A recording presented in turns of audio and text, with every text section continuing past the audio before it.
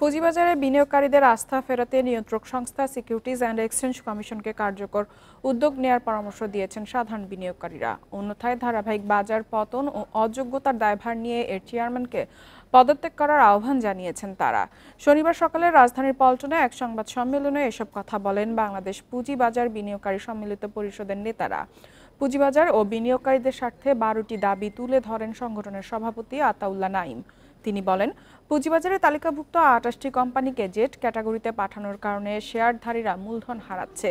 এক্ষেত্রে কোম্পানিগুলোকে নির্দিষ্ট সময়সীমা বেঁধে দেয়া যেতে পারে। পাশাপাশি কোম্পানিগুলোর পরিচালকদের দেশ থেকে নিষেধাজ্ঞাও দেয়া যেতে পারে।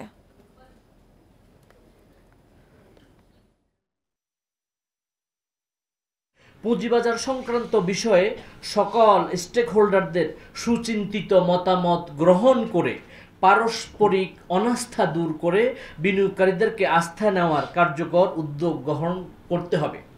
অন্যথায় ধারাবাহিক মার্কেট পতন ও অযোগ্যতার দায়ভার নিয়ে বিএসইসির চেয়ারম্যানকে নিজ দায়িত্ব থেকে সরে যাওয়ার আহ্বান জানায়।